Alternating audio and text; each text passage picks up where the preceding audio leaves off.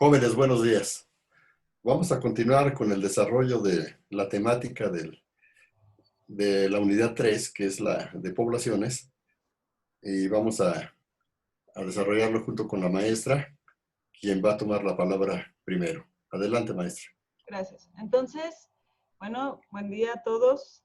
Espero que se encuentren muy bien y vamos a continuar con la unidad 3.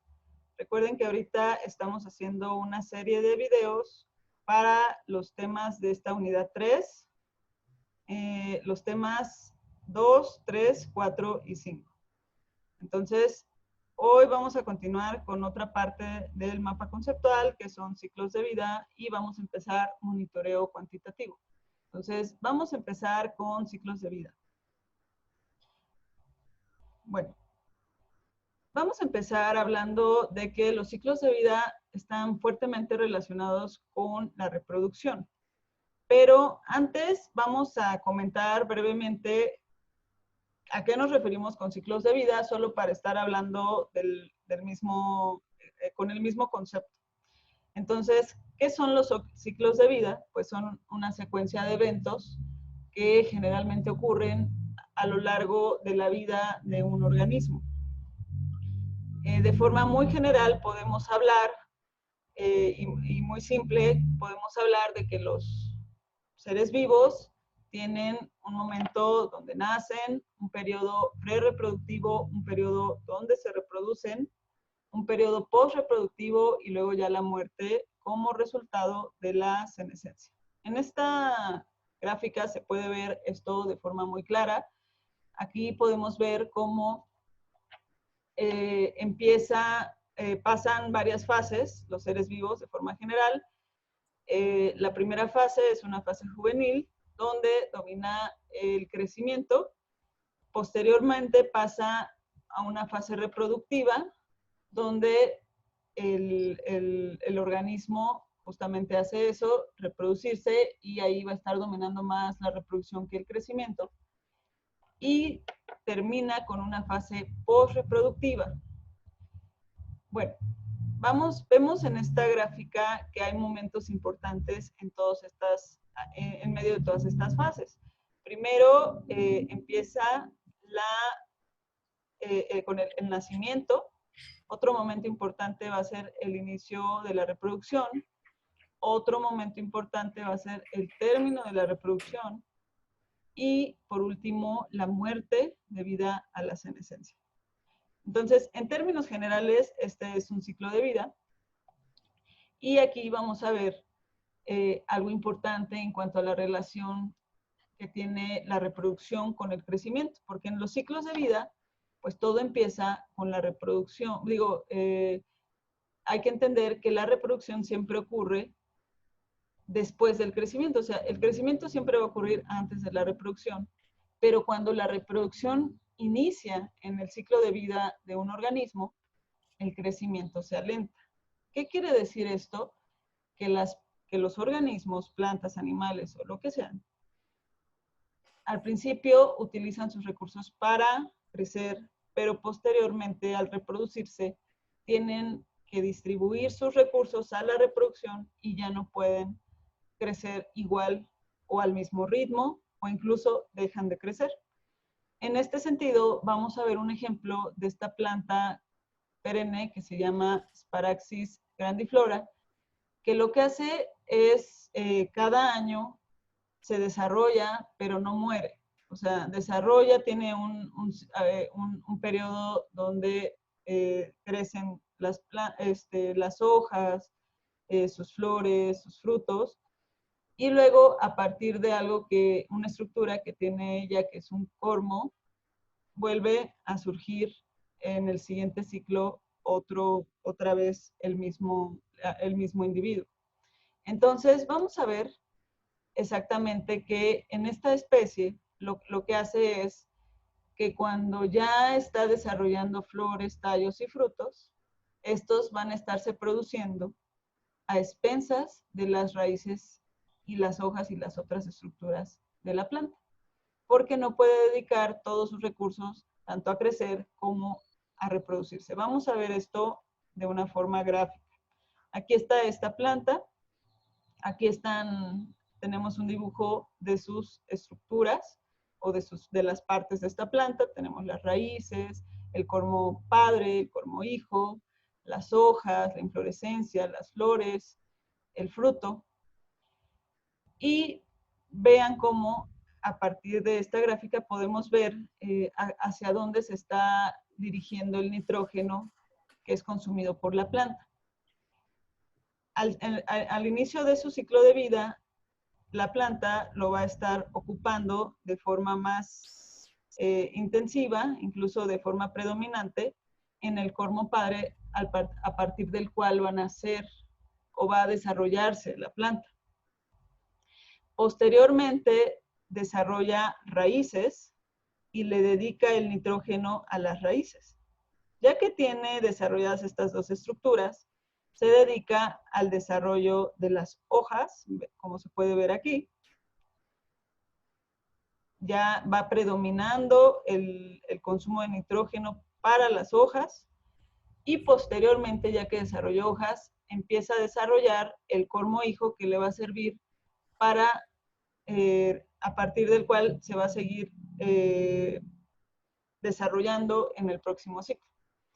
Noten, por favor, cómo en cierto momento empiezan a desarrollarse las estructuras reproductivas, como la inflorescencia, las flores y el fruto, y van robando, por así decirlo, nitrógeno a las estructuras de crecimiento.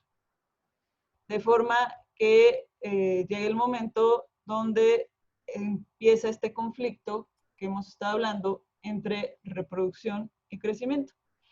Entonces, con base en este conflicto entre reproducción y crecimiento, pues muchas plantas han adoptado diferentes estrategias de vida para solucionar este conflicto o para manejarlo de alguna forma.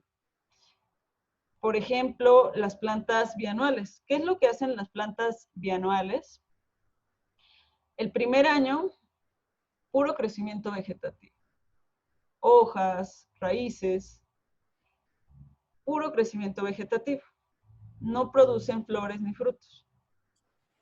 Pero ya en el segundo o tercer año, lo que hacen es que florecen e inmediatamente después mueren. ¿Qué es lo que pasa con este tipo de plantas? Que ellas florecen, producen semilla y algunas hasta tienen una estrategia interesante. Si ven que por algo no se pudo desarrollar adecuadamente la semilla por algunas condiciones ambientales, lo que hacen es no se mueren, sino que siguen hasta el siguiente año, vuelven a seguir viviendo para el siguiente año, pero en ese siguiente año se producen flores y semillas de una forma todavía más agresiva, más intensiva, para de esa forma asegurar que tengan las provisiones necesarias para poder desarrollar su descendencia. Entonces aquí vemos un ejemplo de cómo un tipo de organismos tienen una estrategia de darlo todo en la reproducción, de forma de que puedan asegurar su descendencia, pero a costa de que ya no van a tener recursos para sobrevivir. Lo que hace de las plantas bianuales interesantes es que ellas, si ven que no va a surgir adecuadamente su semilla, dejan otro periodo de crecimiento vegetativo para el siguiente año y volver a producir su semilla de una forma todavía más, con más provisiones. Bueno, esa es una estrategia. Ahora vamos a ver otro tipo de estrategias, las plantas anuales o las plantas perennes, que pueden ser iteróparas o semélparas. Las plantas iteróparas, como ya saben algunos, son aquellas que se reproducen repetitivamente. Y las plantas semélparas son las que se reproducen solo una vez. Entonces, ¿qué es lo que hacen las plantas iteróparas? Ellas reservan los recursos reservan cierta cantidad de recursos durante la reproducción para que esos recursos les sirvan para sobrevivir, volver a estar en un periodo pequeño no reproductivo y luego otra vez reproducirse y hacen eso constantemente. Un ejemplo, muy claros son los seres humanos, pero también tenemos especies como los árboles tal vez, frutales, que ellos constantemente se están reproduciendo cada año, están produciendo flores, están produciendo frutos, semillas, y de esa forma ellos reservan cantidad de sus recursos para seguir sobreviviendo. Pero, ¿qué es lo que hacen las plantas semélparas? Ellas no dejan recursos durante la reproducción y por lo tanto dan todo en la reproducción y ya no dejan nada para sobrevivir. Ejemplo de ello, pues tenemos los cultivos anuales. Los cultivos anuales como el maíz, el trigo, todos dan todo en la reproducción y mueren. Lo interesante de ver este conflicto entre reproducción y crecimiento para nosotros como agrónomos es ver los diferentes momentos donde va a ser más importante que la planta esté suficientemente nutrida porque va a estar exigiendo más recursos. Ustedes saben que generalmente hay una fertilización siempre en la siembra y otra posterior para la etapa reproductiva. Con este análisis podemos entender por qué es importante, de forma que a la planta se le reduce el estrés por estar viviendo este conflicto entre crecimiento y reproducción.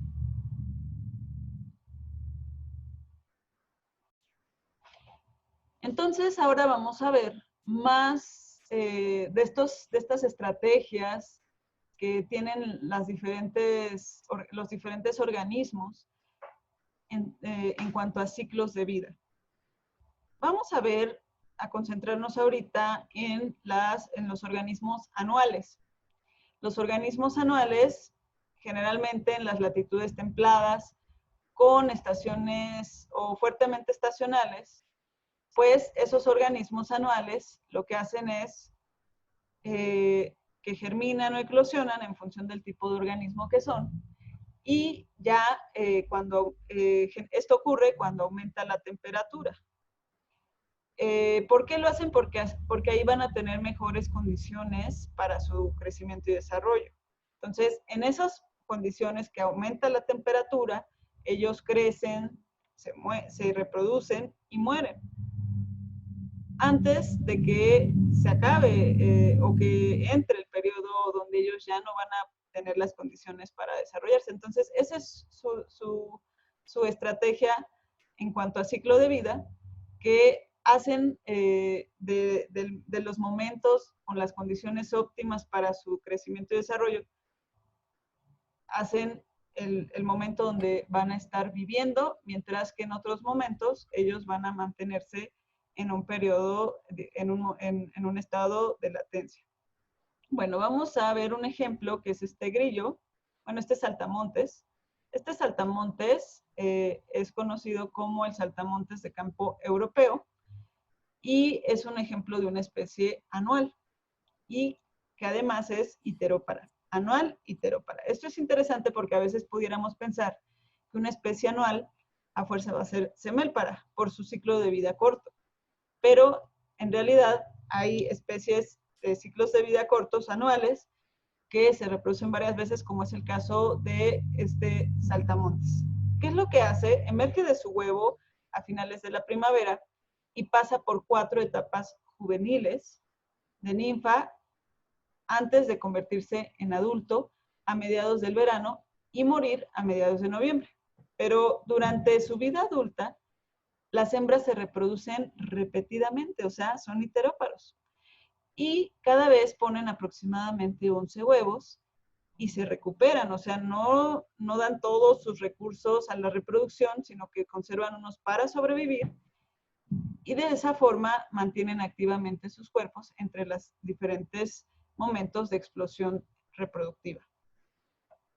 Esto mismo, hay plagas agrícolas que tienen un comportamiento semejante, como la conchuela, que igual está reproduciéndose repetidamente en un ciclo. Ahora, ¿qué hay de las especies de plantas que son anuales, pero son semélparas? O sea, solo se reproducen una vez. Ellas tienen otra estrategia en cuanto a su ciclo de vida, y lo que hacen es, tienen una repentina explosión reproductiva, pero solo una, donde ocurre la floración y la producción de semillas y mueren inmediatamente después, como es el caso de las malezas, pero no de todas las malezas. Sin embargo, hay que conocer que así son ellas. Lo que hacen es, da todo, crece, da todo en la reproducción, produce mucha semilla, de forma que podamos asegurar que sigamos, que nuestra población siga aquí el próximo ciclo. Además de que saben que en otros periodos del año va a ser más difícil su desarrollo. Entonces, tienen esta estrategia. ¿Qué hay de las especies de plantas anuales, pero iteróparas? Plantas anuales iteróparas semejantes al saltamontes del que estábamos hablando. Bueno, ellas lo que hacen es que continúan creciendo y reproduciéndose a lo largo de la estación y dejan de reproducirse con la primera helada. Ya es como su indicador de que ya vienen condiciones difíciles y ya ahí mueren. Entonces, pero mientras estuvieron reproduciéndose repetidamente.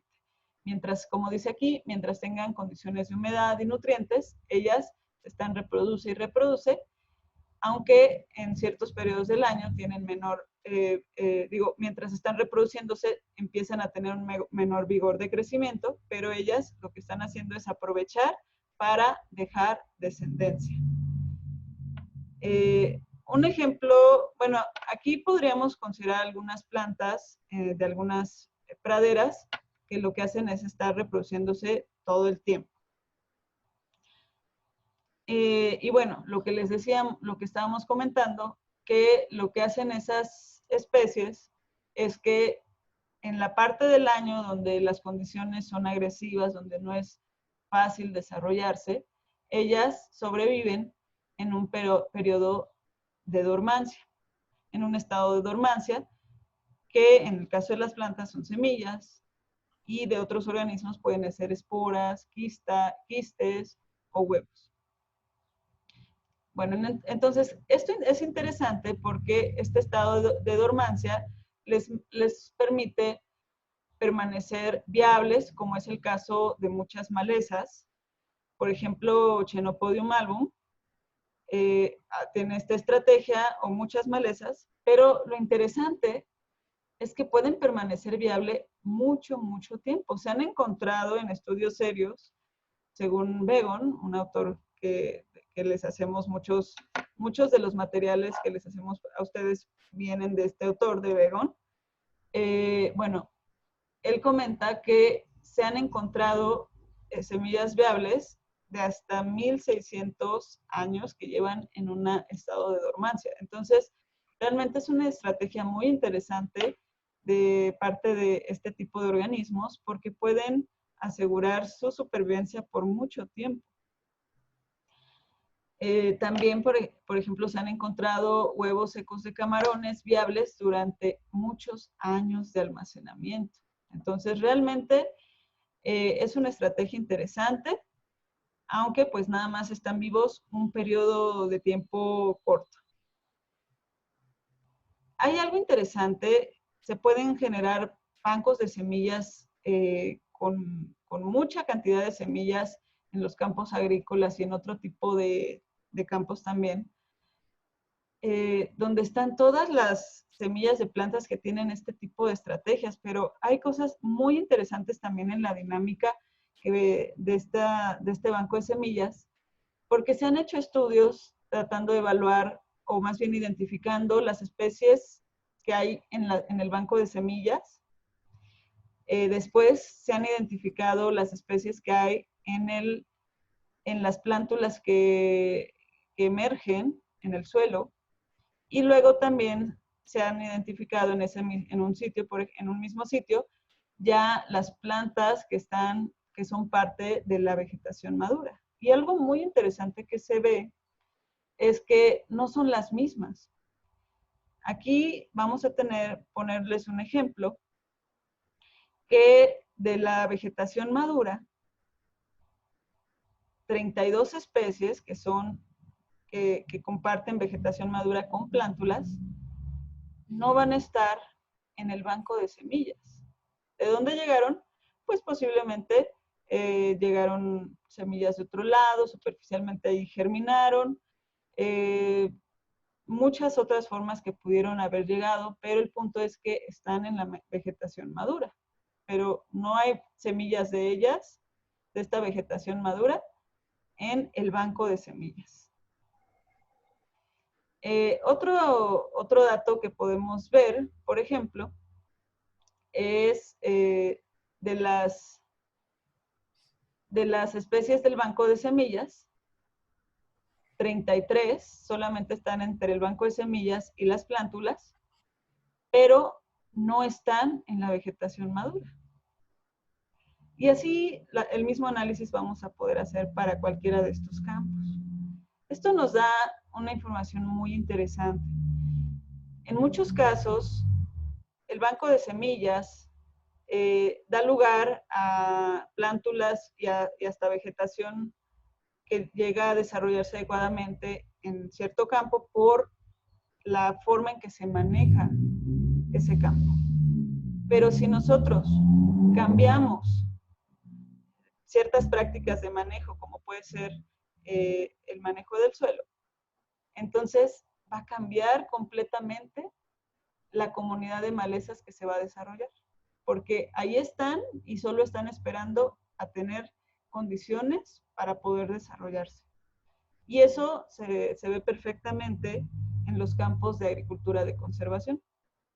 La agricultura de conservación es un fenómeno muy bien estudiado y ampliamente conocido, que la dinámica o la ecología, la dinámica ecológica de las malezas cambia por completo. Entonces, cuando se cambia un sistema de labranza cero o un sistema de labranza mínima, vamos a tener una comunidad muy diferente de malezas a un sistema manejado con agricultura de conservación, convencional. Entonces, cosas así vamos a estar viendo y es muy interesante pues conocer todos estos fenómenos que ocurren y cómo están afectando o cómo es importante conocer estas diferentes estrategias de ciclo de vida en cuanto a las poblaciones que puedan estar relacionándose con la población de nuestro cultivo. Y por último, hablando de dormancia, vamos a hablar de ciertos organismos de plantas y animales que se consideran efímeros. Estos organismos son muy interesantes porque hay lugares como en las dunas y los desiertos donde pues realmente no hay una estación de lluvias periódica ni nada, pero de repente llega a llover.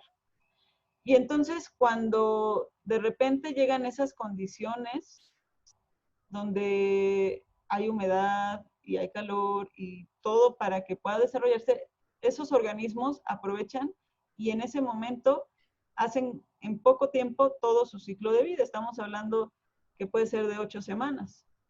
Mientras que el resto del año o el resto del tiempo, como hay muy bajas temperaturas y sequías, no se desarrollan ni están en un estado de dormancia. Un ejemplo, pues, está aquí en el desierto. Vamos a ver un ejemplo de que cae una pequeña lluvia. Cae una pequeña lluvia y después de una pequeña lluvia en el desierto, se ven fenómenos como este. Como llaman, una explosión de colores, de flores, donde pues generalmente esto no se ve, pero aprovecharon esos organismos efímeros para desarrollarse en ese momento. Entonces, tenemos este tipo de estrategias también de ciclos de vida para ambientes donde generalmente no hay condiciones para el desarrollo de los organismos, pero cuando las hay pequeños organismos que desarrollan ciclos de vida cortos en esos pequeños periodos de tiempo de condiciones favorables. Ahora vamos a ver un video de este tipo de especies efímeras en el desierto, en este documental que se llama La vida privada de las plantas. En este documental de la vida privada de las plantas, vamos a ver cómo es que funcionan estas semillas que están ahí en el desierto, esperando que en algún momento de su vida en dormancia lleguen estas condiciones favorables. Vamos a verlo.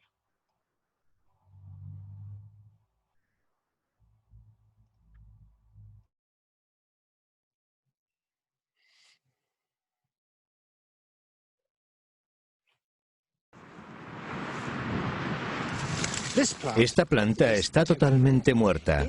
No almacenó sus alimentos en bulbos bajo tierra.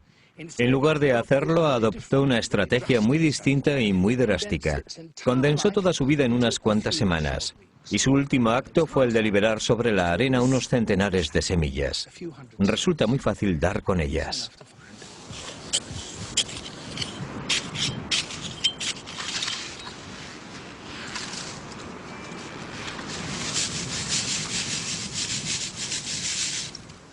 Y ahí hay unas cuantas. Pueden esperar aquí en esta caliente arena, aparentemente sin vida, durante 1 año, 2 años, incluso 20 años. Pero cuando llegan las lluvias, llega también su momento.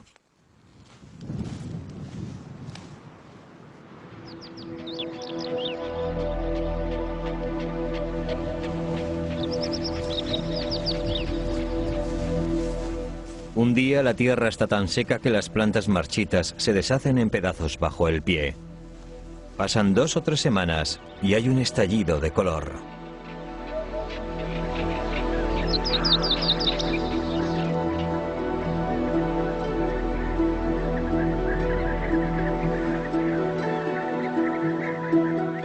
Todas las tierras áridas del mundo, no solo aquí en Sudáfrica, sino en Australia y Arizona, responden a la lluvia produciendo deslumbrantes despliegues de color.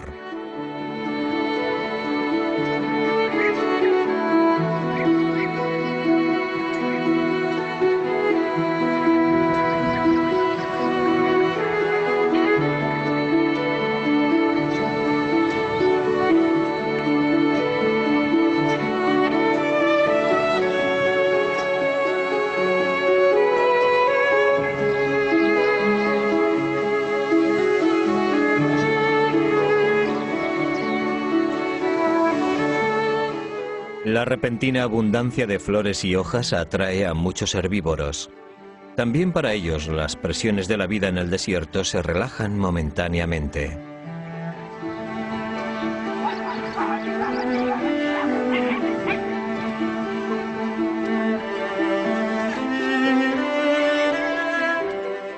Puede parecer una paradoja que algunos de los entornos más duros produzcan tan inigualables espectáculos. Pero el suelo del desierto no estará húmedo mucho tiempo tras las lluvias, y en ese breve periodo las plantas deben producir hojas y también semillas. Por ello la polinización es una necesidad urgente. Las plantas con las flores más brillantes tienen más probabilidades de atraer a un insecto. Se trata de una publicidad competitiva en su grado más intenso.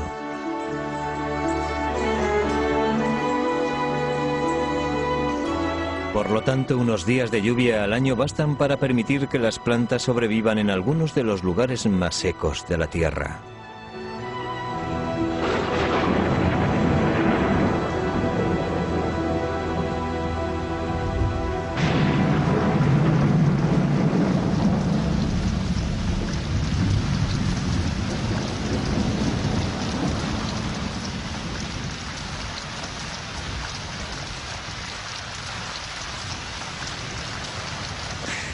Y este Ahora vamos a hablar de los ciclos de vida más largos y cómo estos tienen otra, digamos, otra estrategia para reproducir y llevar a cabo reproducirse y llevar a cabo este conflicto, manejar este conflicto entre reproducción y crecimiento.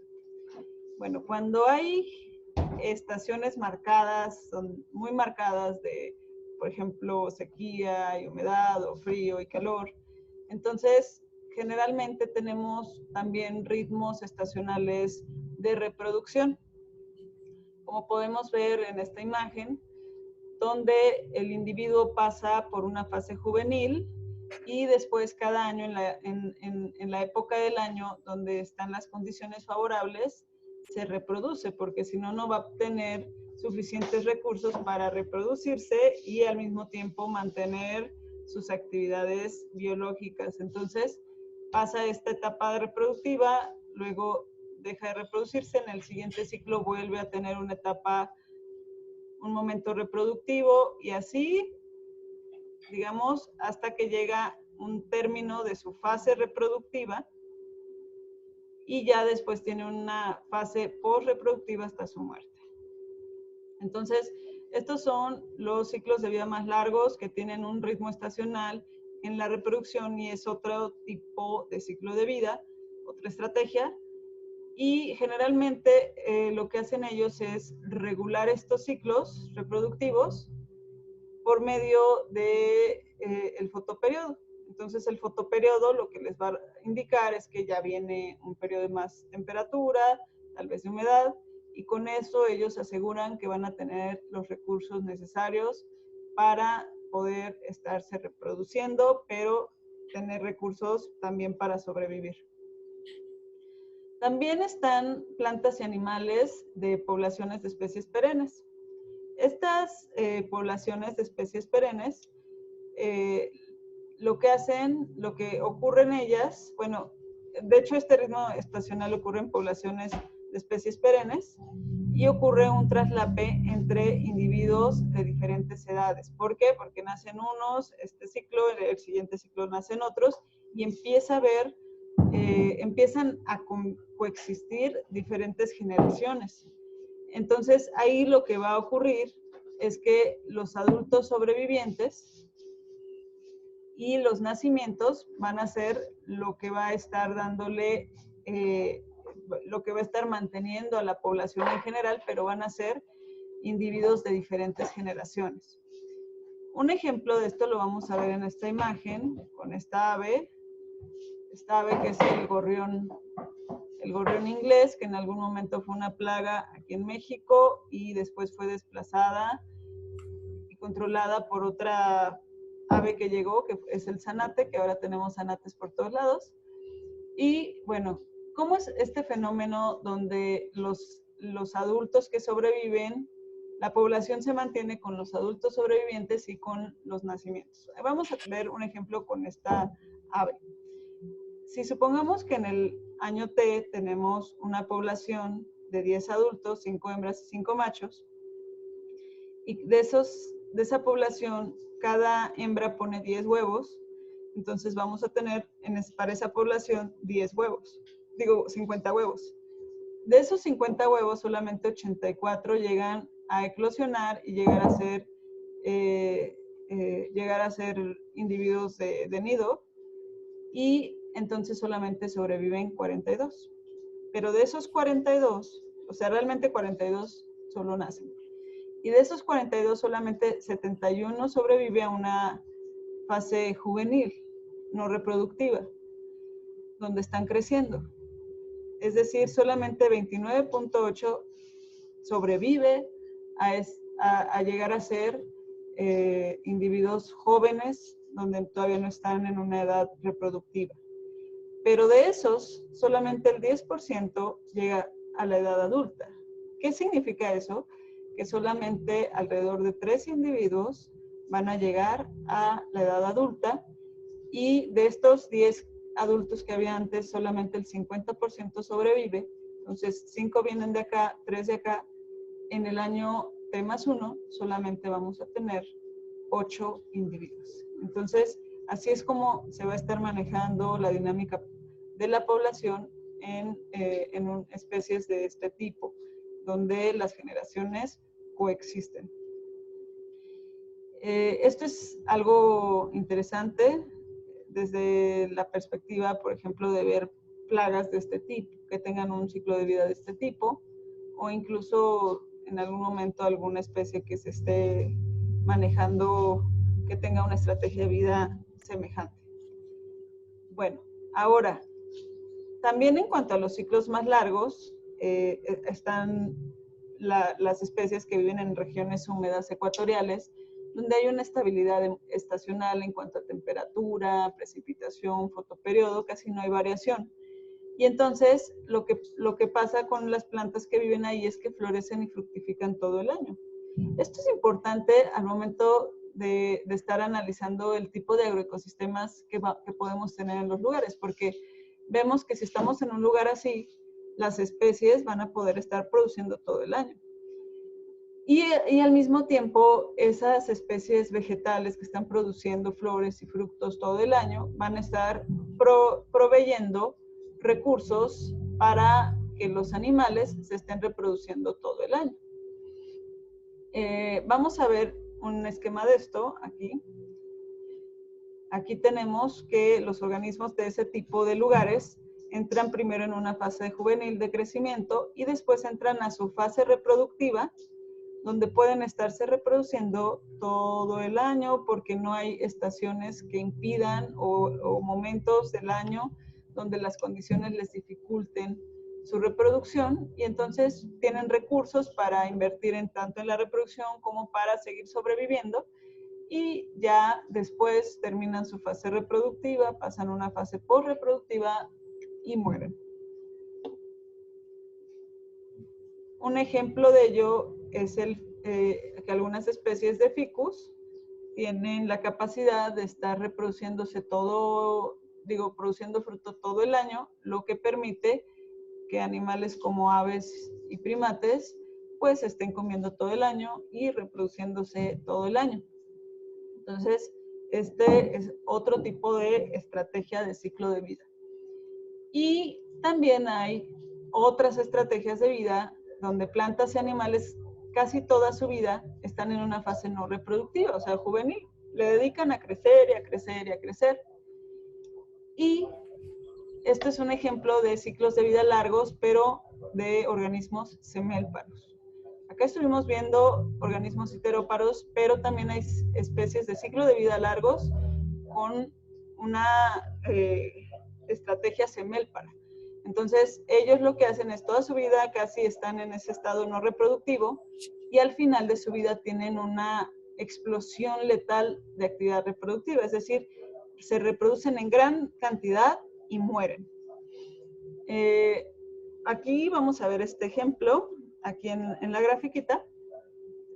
¿Qué es lo que pasa con ellos? Están en su fase juvenil muy larga, no se reproducen, y al final de su vida tienen una explosión reproductiva muy alta. Podemos ver cómo ellos van dosificando aquí su reproducción, pero son más pequeñas. En el caso de ellos que se están reproduciendo todo el año también son más pequeñas, la cantidad de descendencia que van dejando, pero en el caso de este tipo de estrategia de ciclo de vida dejan un máximo reproductivo, tienen una gran cantidad de descendencia en esa explosión reproductiva. Ejemplos de esto, tenemos animales, plantas, ejemplos de esto, el salmón del Pacífico, que pues lo que hace el salmón es que nace en un cuerpo de agua dulce, allá en el norte, y después migran al mar. Y mientras migran al mar, están allá, maduran, y ya cuando están maduros regresan al lugar donde nacieron, al espacio de agua dulce donde nacieron, a la corriente de agua dulce donde nacieron, algunos después de 2 años, algunos después de 3 años, algunos después de 4 años, algunos después de 5 años. Entonces, cuando regresan hay individuos de muchas generaciones, pero todos semélparos, ya están maduros para reproducirse, y entonces todos empiezan a hacer el proceso de reproducción y despuésito mueren. Entonces es un episodio de reproductivo donde termina su vida. En el caso del bambú es algo semejante. El bambú lo que hace es que forma un genete que va reproduciéndose vegetativamente, pero forma un genete grandísimo, grandísimo, grandísimo. Estos genetes pueden tener vidas hasta de 100 años. Y llega un momento donde todos los organismos o módulos del genete como que se pusieran de acuerdo y dicen, ahora es cuando, y hacen la floración y lo hacen todos al mismo tiempo. Y es interesante que aunque algunos módulos del genete por algo hayan sido llevados a otro lado, florecen al mismo tiempo que todos los módulos del genete al que pertenecen.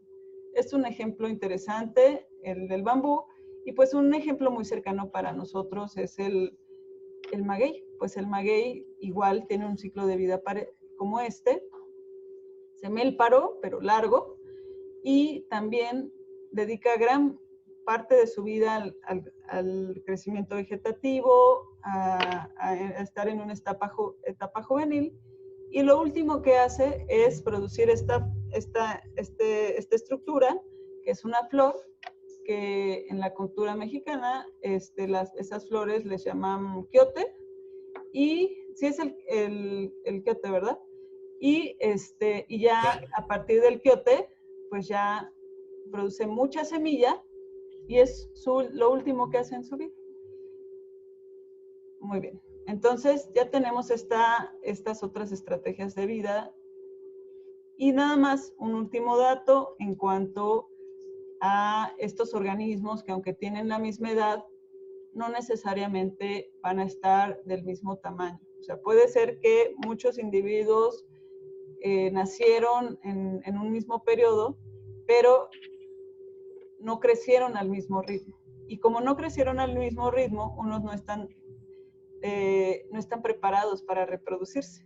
Entonces, al final, lo que nos va a hacer un mejor indicador para la capacidad reproductiva va a ser el tamaño más que la edad. Y un ejemplo lo tenemos en esta planta. Aquí tenemos una gráfica donde está el tamaño o el área foliar, la edad y la probabilidad de reproducción. Y aquí, por ejemplo, no importa la edad, no importa si tiene 2, 3, 4, 5 o 6.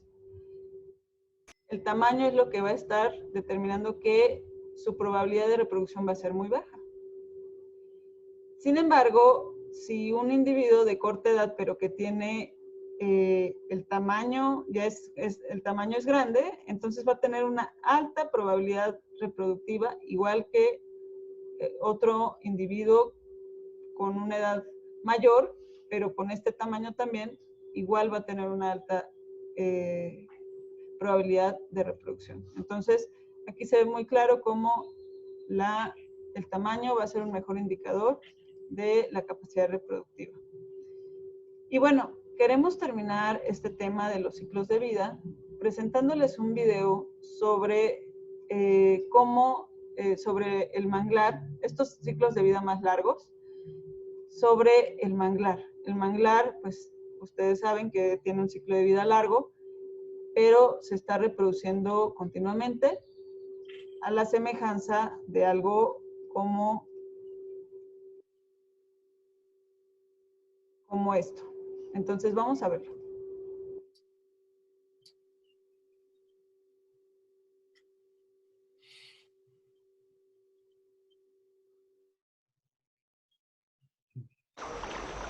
Pero los problemas de un pantano de agua dulce son minúsculos comparados a los de los pantanos de agua salada de la costa donde viven los manglares.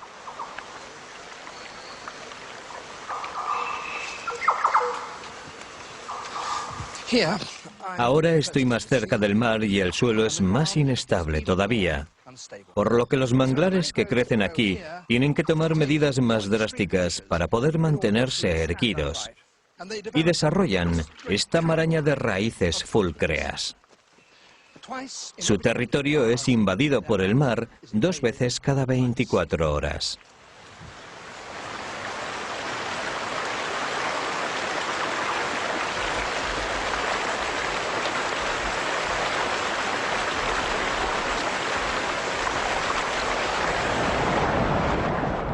El limo de los estuarios es particularmente fino y pegajoso. Airearlo es virtualmente imposible y cuando baja la marea, los manglares respiran a través de grandes poros que tienen en sus arqueadas raíces, pero ahora durante la pleamar no lo pueden hacer.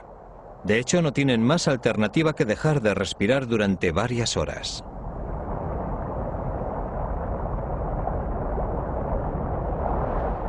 Finalmente la marea comienza a bajar y al ir desapareciendo el agua, los manglares vuelven a respirar. La inmersión dura más a orillas del mar. Es la primera parte del pantano que queda cubierta y la última en quedar al descubierto. Aquí los manglares hacen brotar campos de tubos respiratorios, cada uno de ellos con poros a través de los cuales las raíces pueden tomar aire. Para las plantas jóvenes resulta muy difícil empezar su vida aquí. Los árboles adultos solucionan el problema reteniendo a sus vástagos hasta el último momento.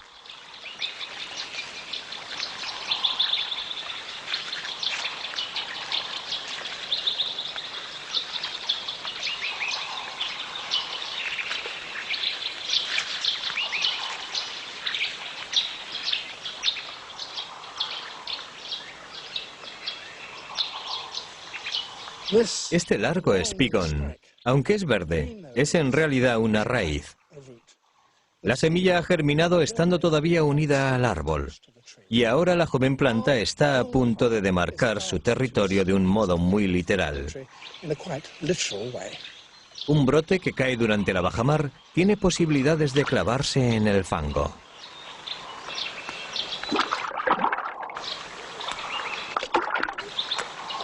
Si es durante la pleamar y el agua es más profunda, el brote no llegará al fondo. Pero no hay nada perdido. Al contrario, la joven planta se aleja flotando. Así el mar puede llevarla a otro estuario. Allí, con suerte, cuando la marea baje, puede clavar la punta en el lodo y así acabar lejos de sus progenitores y colonizar limos litorales recién formados a orillas del mar.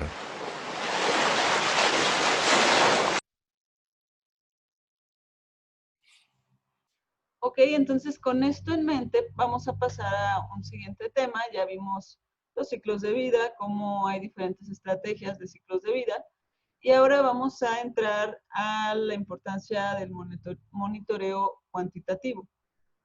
Es muy importante para entender los tamaños de las poblaciones, cómo están cambiando, hacer este monitoreo es fundamental. Entonces vamos a darle la palabra al profesor Cuthberto, que nos va a hablar del muestreo. Muy bien. Vamos a abordar entonces este tema que está ahí en el mapa conceptual de monitoreo o la cuantificación de los individuos de las poblaciones. ¿Por qué estudiamos poblaciones?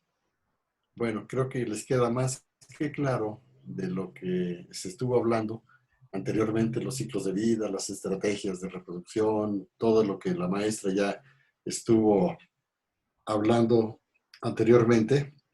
Pues ese conocimiento no sale de la noche a la mañana, ni solamente de estar observando qué es lo que está ocurriendo en un campo de cultivo, en una selva, en un bosque, ¿no? Y estarse sentando a contemplar, sino la cosa es que estamos haciendo ¿qué? Haciendo un estudio. ¿Y cómo hacemos ese estudio? Pues hay que contar, hay que contar. ¿Para qué? Bueno, pues infinidad de, ¿cómo se llama? De cosas que podemos tener intereses en contar o en ver el desempeño de las poblaciones. Muchos propósitos podemos nosotros ponerlos como objetivo y entonces empezar a contar los individuos de una población. Y eso no es fácil. Lleva un tiempo, lleva muchos recursos, repito otra vez, tiempo, dinero y esfuerzo. ¿Sí? Uh-huh.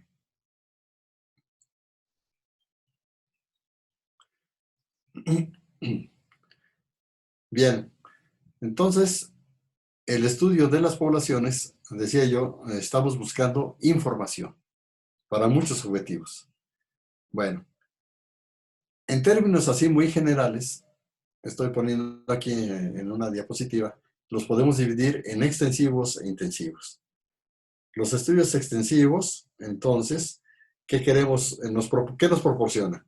Vamos a estudiar la distribución y abundancia, ¿para qué? Para programas a lo mejor de conservación y manejo. Eso es lo que puede ser. ¿Sí? Los estudios intensivos tienen propósitos un poco más, específicos, ¿no? Bueno, pero vamos a seguir con esto de los estudios extensivos. Puede ser para valorar, por ejemplo, el desempeño, la, la distribución, abundancia de plagas o parásitos para ver cuánto daño están haciendo o y bien a lo mejor que nos vayan guiando en alguna medida de control que queramos nosotros poner. También entonces los estudios extensivos pues también nos van a dar información de dónde se encuentran ¿cómo se llaman? Los individuos de una población, ¿sí? Y establecer el nivel de esas poblaciones, poderlos relacionar a algún factor del ambiente. Uh-huh.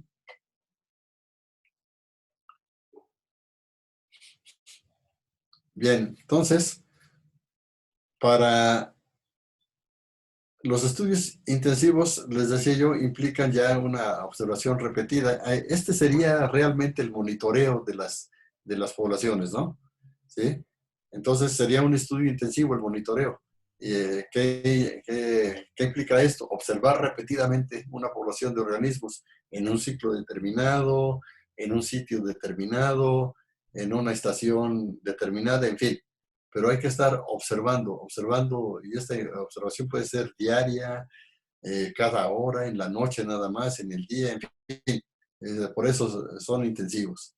Entonces, esta información la vamos a adquirir para saber precisamente los tamaños de la población, por ejemplo, en etapas sucesivas de su desarrollo, y emplear, por ejemplo, nosotros en ecología, en la ciencia ecología, utilizamos una técnica que le llamamos tabla de vida para ir viendo el desarrollo de las poblaciones, de cuántos mueren, cuántos sobreviven, cuántos muertos, en qué etapas, y relacionarlos a algún factor del ambiente para que nosotros podamos sacar alguna conclusión de, de esa población en torno al ambiente o el hábitat donde están viviendo. Uh-huh.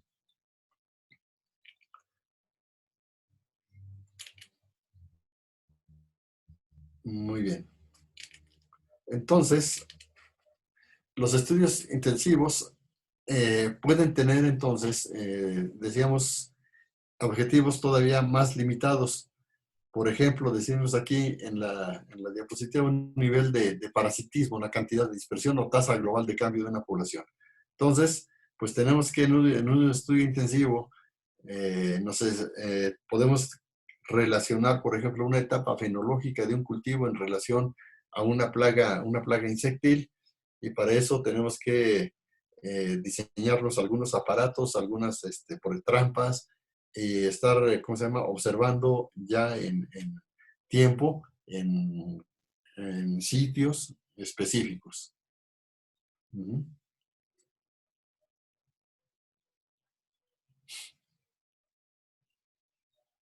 Bueno, las estimaciones de población. Bueno, realmente una población no la podemos nosotros, si es de muchísimos individuos, no podemos nosotros hacer conteo. Y entonces hacemos estimaciones, ¿sí? Una estimación de una población, pues la tenemos que hacer necesariamente porque nos van a faltar, casi siempre, nos van a faltar recursos, ya sea de tiempo, o de dinero o esfuerzo, ¿sí?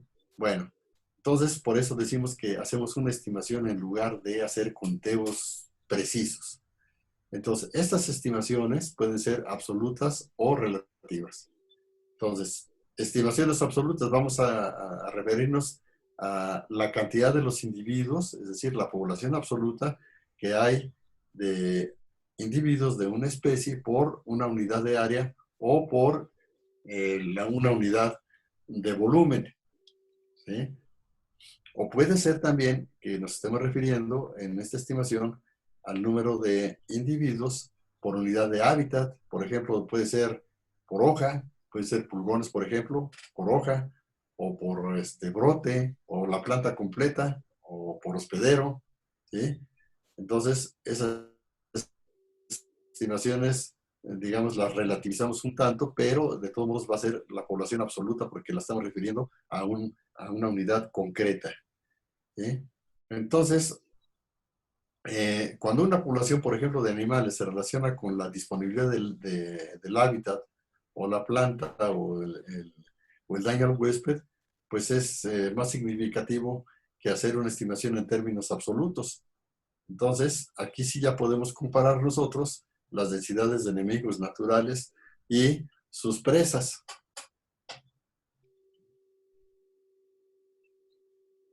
Bien, en este gráfico, lo que tratamos aquí de ejemplificar es que tiene mucho que ver en la certidumbre de lo que estamos nosotros midiendo, en cómo presentamos nuestros datos.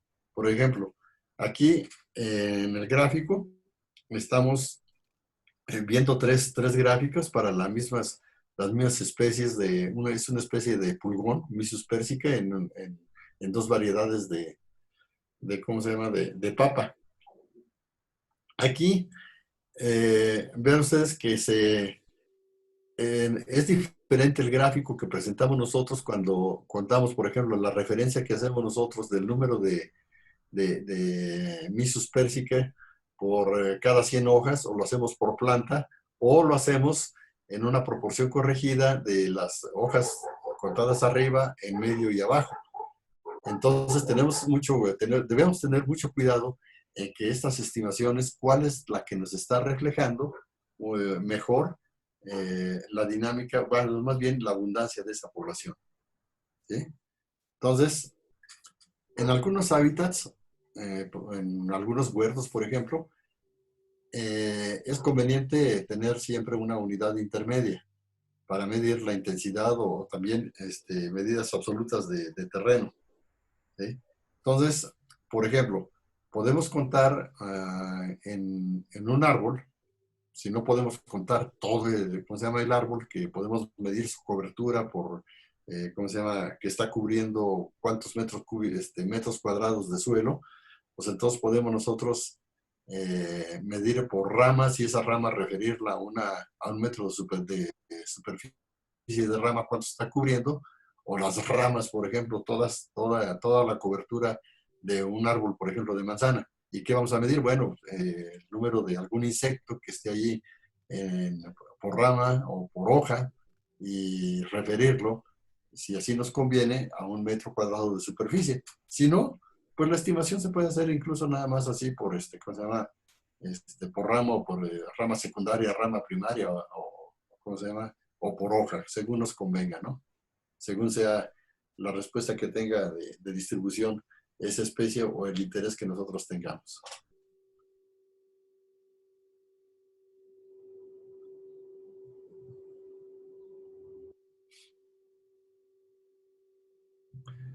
Bueno, entonces, hablemos ahora de estimaciones relativas, ¿sí? Que estas estimaciones relativas solamente nos permiten hacer comparaciones en espacio y tiempo. Por ejemplo, aquí ahí se está ejemplificando con esta imagen una estimación relativa que la podemos, por ejemplo, decir de norte a sur o de este a oeste, según sea algún gradiente ambiental. Vamos a ir muestreando, ir dando golpes de red para atrapar los insectos que caigan en esos 100 golpes de red. Por ejemplo, ahí en este cultivo o en el cultivo de los cultivos adyacentes, hacer lo mismo, 100 golpes de red, y comparar, por ejemplo, ¿cómo se llama?, la diversidad de insectos que caen por cada 100 golpes de red. Ajá. Entonces, vemos allí si una especie se encuentra en un cultivo, pero en otro no, y esto nos permite hacer alguna evaluación ambiental o un registro también de la actividad de los animales.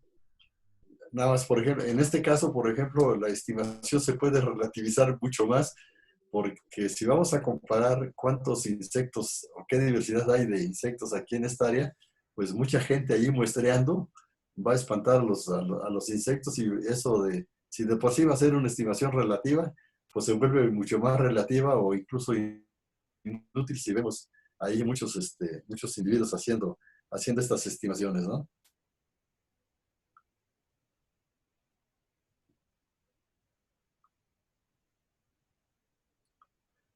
Bueno, entonces tenemos que nosotros antes de embarcarnos en hacer el conteo ¿sí? Del conteo de la abundancia y la distribución de alguna especie, pues tenemos que tomar una serie de decisiones antes de ir a contar o hacer muestreos que a la larga nos vamos a llenar de datos sin tener claro el objetivo que tenemos para ello.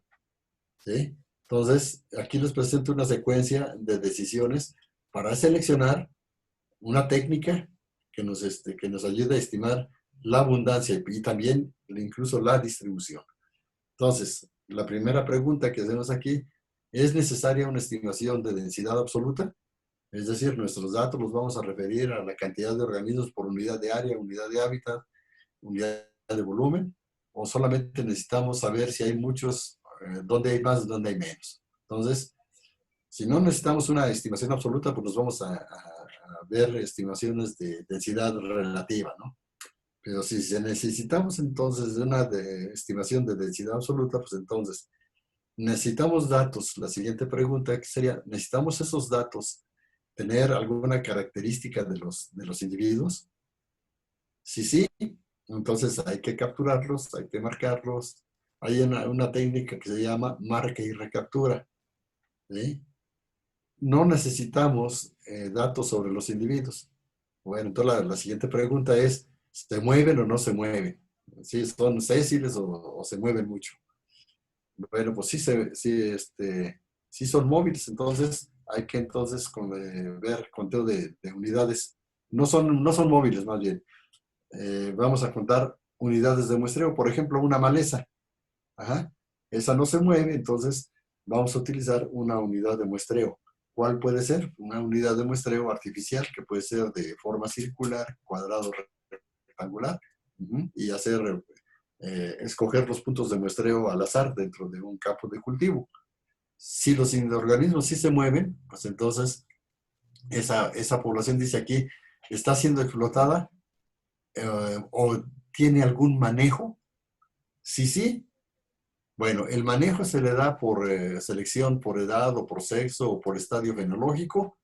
Entonces, sí, hay que ver entonces, ya nos fijamos una técnica para evaluar un método en el cambio de proporción.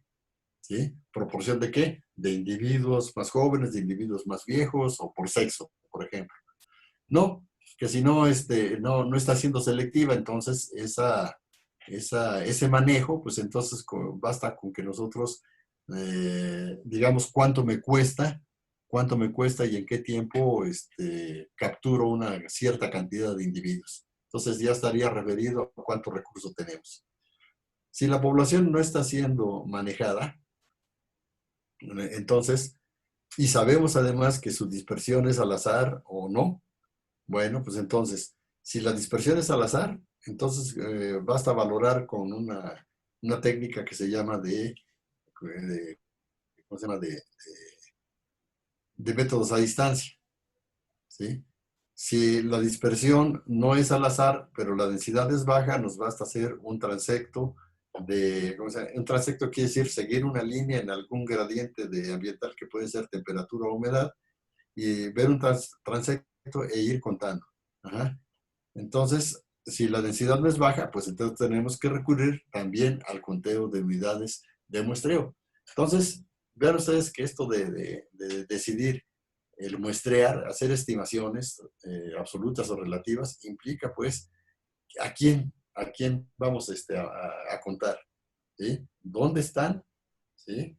Para saber exactamente qué, con certidumbre, que estamos haciendo buenas valoraciones de esa abundancia.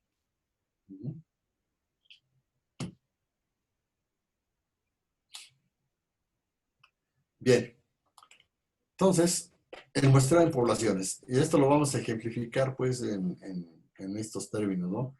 Nosotros como un ecólogo de poblaciones, o puede ser un agrónomo, necesitamos saber el número de organismos que habitan en un lugar que nosotros nos interesa estudiar cualquiera que sea el enfoque de trabajo. Entonces, nosotros necesitamos saber esta información es necesaria para saber dónde están, ¿sí?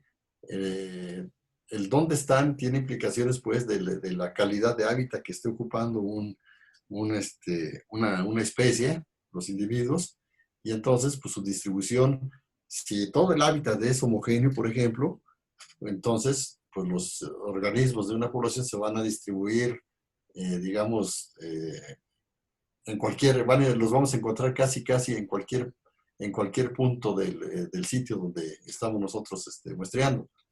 Pero si hay alguna restricción ambiental, sea de tipo biótico, sea de tipo abiótico, entonces nosotros vamos a ver que esa distribución en el espacio, o la disposición espacial, como estamos diciendo aquí, pues va a ser otra, ¿sí?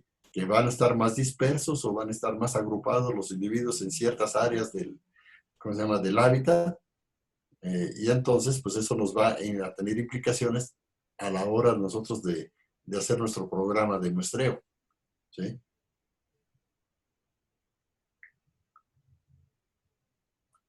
Bien, entonces las poblaciones pueden estar, digamos, tan agregadas o tan dispersas como en la diapositiva anterior, y esto entonces nos lleva a tener que tomar decisiones desde cómo saber la distribución de los organismos.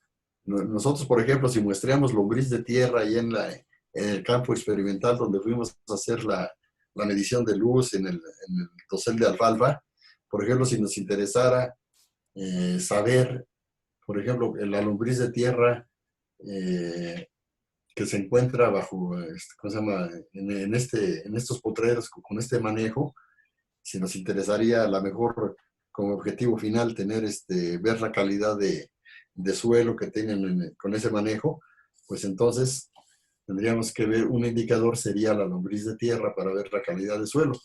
Entonces, pero no sabemos nosotros, porque no lo vemos, cómo está distribuida o cómo estaría distribuida esa lombriz de tierra. Entonces, pues, ¿qué hacemos? Pues hay que determinar qué patrón de distribución tendría en ese hábitat, ¿ah? Y cómo le hacemos, ¿sí? Entonces, tendríamos nosotros que pensar entonces en contar las lombrices, pues no las podemos contar todas, y si no sabemos ni siquiera dónde están, pues mucho menos vamos a saber si son muy abundantes o no. Entonces tenemos que tomar decisiones en cuanto a recurrir a qué técnica de muestreo voy a emplear para estimar el verdadero tamaño de mis poblaciones y hacer un recuento parcial de ellos, porque pues un censo no lo podemos hacer.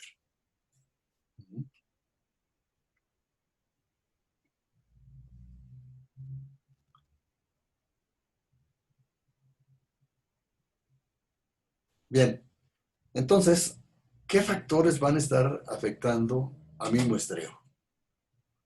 ¿Sí? A mi estimación de la población, dado que para ahorrarme pues de tiempo, dinero y esfuerzo. Entonces, primer punto, dice, efecto de la disposición o la distribución en el espacio habitable y la variación temporal de la población. Si yo voy y mido, por ejemplo, quiero medir la abundancia de lombrices en la mañana, apenas despuntando el día, y las mido a mediodía, voy a tener diferentes números en el mismo lugar, ¿sí? Entonces, tengo que ser muy cuidadoso en cuanto a la respuesta que tienen, por ejemplo, los organismos. Bueno, la variación temporal puede obedecer a esa cualidad. Bien, entonces, ¿cuál va a ser el mejor método de muestreo o la escala de muestreo? ¿De qué tamaño relativo debe ser cada unidad de muestreo? Entonces, estamos hablando, por ejemplo, de malezas, pues puede ser un marco a lo mejor de 1 metro cuadrado, medio metro cuadrado, 1/4 de metro cuadrado. ¿De qué tamaño? ¿De qué tamaño tengo de la unidad de muestreo? 10 centímetros cuadrados, etcétera. Una hoja, una rama, un árbol. Entonces,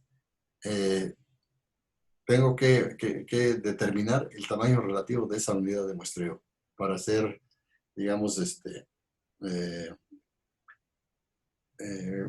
algo que me dé certidumbre. Otro factor que me va a determinar si ya hago un buen muestreo o no es le decimos aquí, los efectos metodológicos, los instrumentales y lo más importante, los personales. Entonces, ya establecimos mi diseño de muestreo.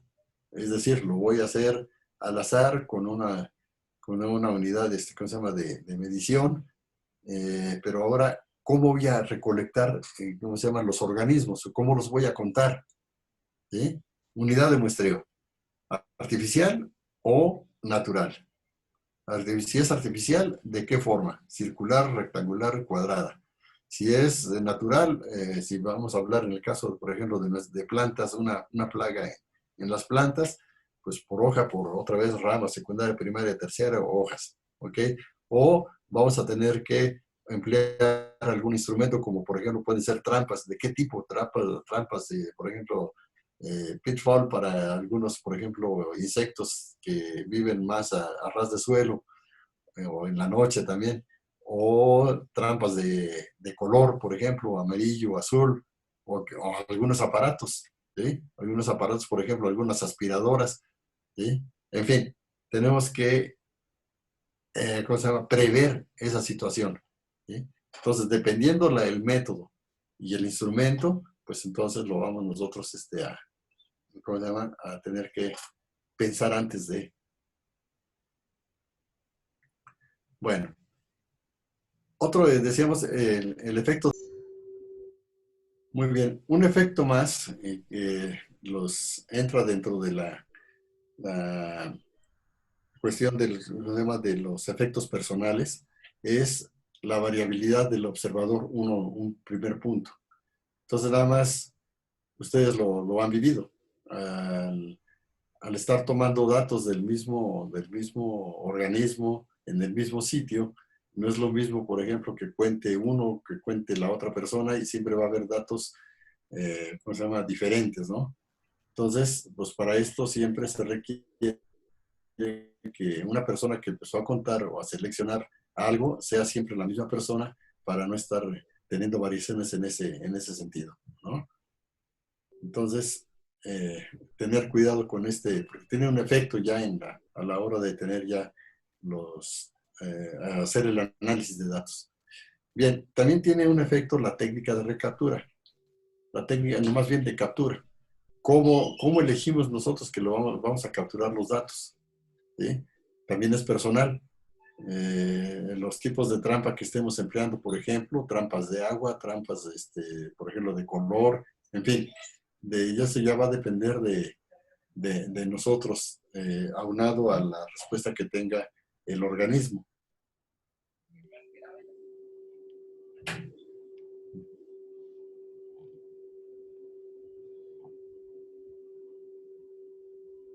Bien, entonces aquí, aunque repita yo, bueno, el efecto, la respuesta de los organismos va a ser diferente por muchas causas, ¿no?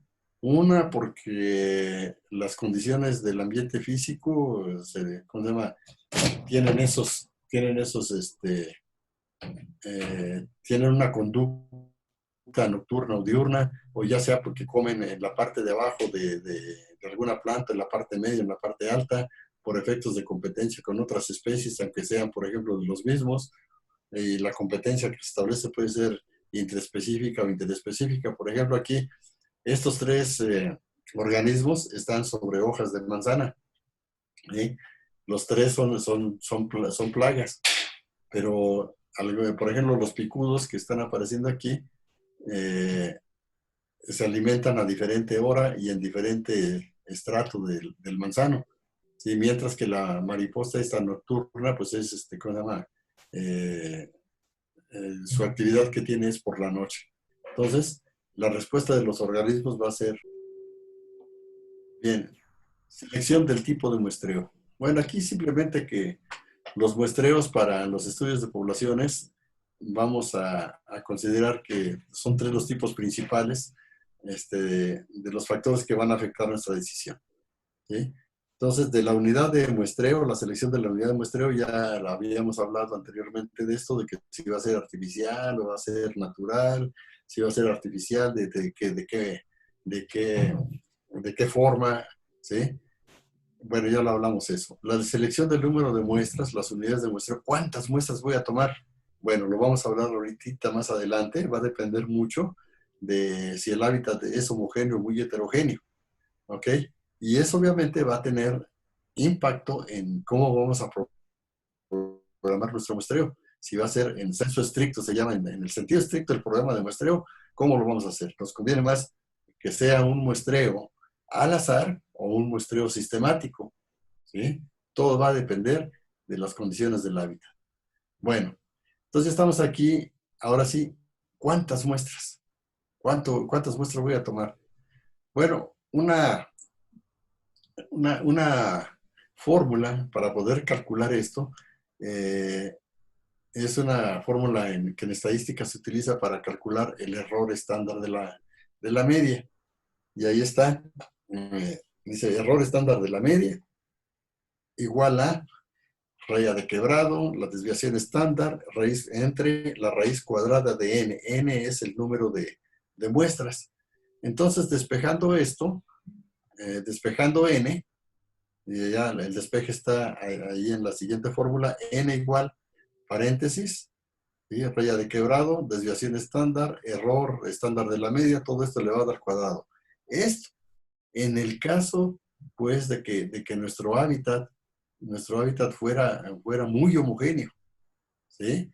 Y además, pues, también, aunque nuestro muestreo sea preliminar, siempre debemos de considerar que si nuestro hábitat es homogéneo o muy heterogéneo. Entonces, esta va a funcionar, esta fórmula, para cuando nosotros tenemos un hábitat muy homogéneo. Bueno, y la manera, pues, de ver esto, esa E de error estándar, nosotros podemos asignárselo, le podemos asignar un valor dependiendo de qué grado de precisión nosotros, entre comillas lo pongo, queramos que sea nuestro muestreo, ¿no?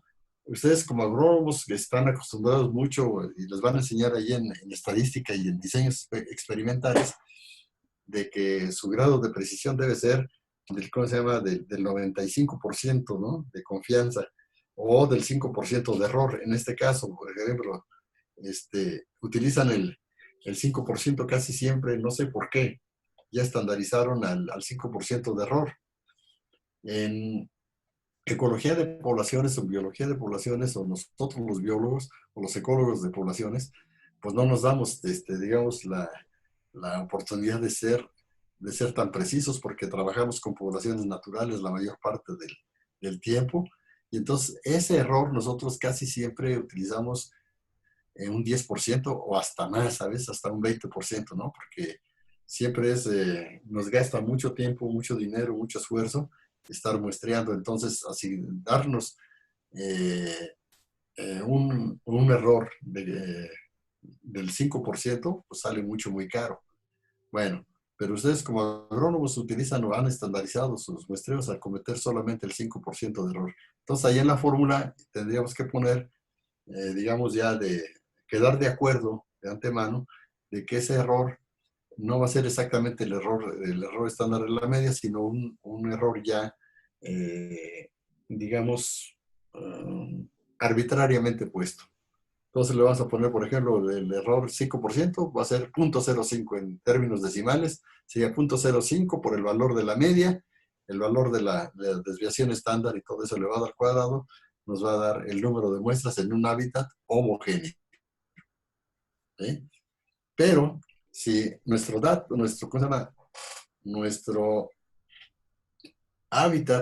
no es tan homogéneo, tendríamos que emplear otra fórmula. ¿Sí? Una fórmula, por ejemplo, la que está a la derecha, que dice número de muestras es igual a 1 entre la media más 1 entre K entre error al cuadrado.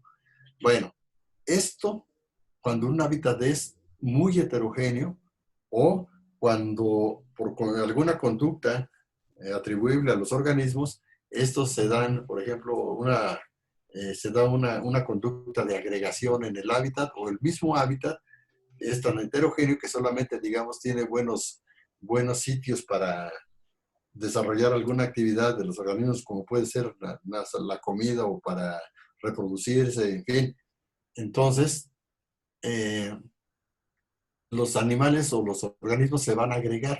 Va a haber montoncitos en el hábitat, en el espacio habitable, va a haber montoncitos de individuos de la población, y eso va a afectar a nuestro muestreo y obviamente pues va a determinar el número de muestras que yo pueda estar, ¿cómo se llama? Que sea un número suficiente para decir que ese muestreo me va a dar un cierto grado de certidumbre de lo que yo estoy evaluando. Bien. Ahora bien, en caso, por ejemplo, de que el hábitat sea homogéneo, pero además los organismos de una población no les importa si está otro individuo cerca de ellos o no, entonces puede darse, que sería muy raro encontrarlo en la naturaleza, puede darse una distribución al azar, ¿sí?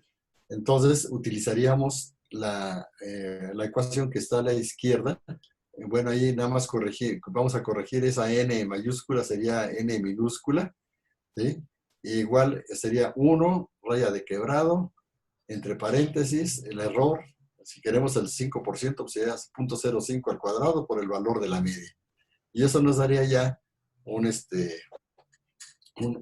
número de muestras en caso de que esa distribución fuera aleatoria.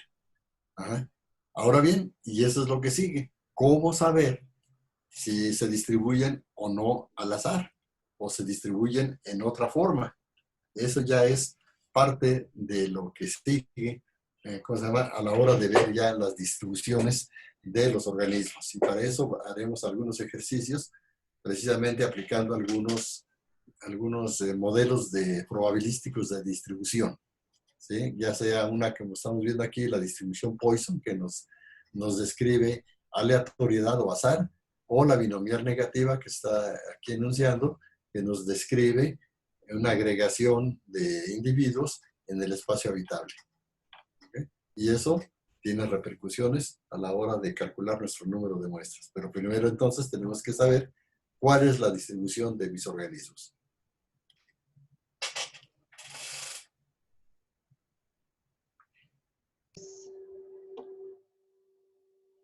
Muy bien, vamos a hablar muy brevemente porque esto ustedes ya lo hicieron de alguna manera o tienen más o menos claro lo que hicieron al muestrear sus suelos en la clase de edafología. Entonces, me parece que en ese muestreo que hicieron ustedes de suelo, hicieron un muestreo al azar simple, ¿sí? Para seleccionar unidades de muestreo. Y sacaron, por ejemplo, números al azar, una vez que ya tenían el sitio donde iban a hacer su muestreo, simple y sencillamente ustedes, ¿cómo se llama? Pusieron los límites ¿cómo se llama? En coordenadas cartesianas y generaron números al azar para ver en qué metro a lo largo y qué metro a lo ancho. Entonces, es una manera o es un muestreo al azar simple. Sí. Tenemos, por ejemplo, alguna condición al hacer un muestreo, por ejemplo, este árbol que se presenta en la imagen, ¿no? Pues tendríamos que ver si la distribución de mis organismos puede encontrar más o menos en la parte baja, en la parte media, en la parte alta, y entonces así, de esa manera tengo que tomar, ¿cómo se llama? Estratificar ese universo de muestreo, lo tengo que estratificar. Bueno, y cada estrato, entonces, tomar ya al azar las ramas o hojas que yo quiera, y eso sería entonces un programa de muestreo al azar estratificado.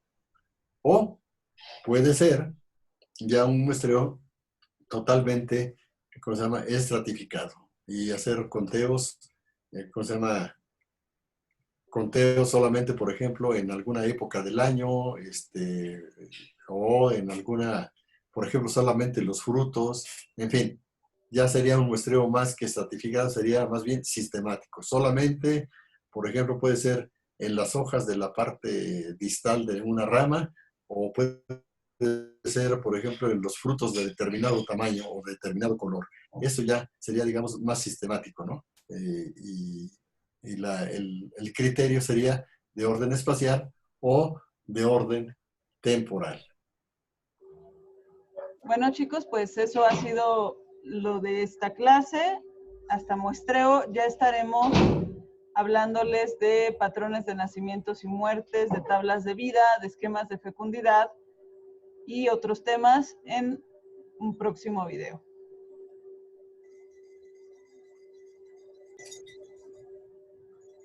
Muy bien, jóvenes.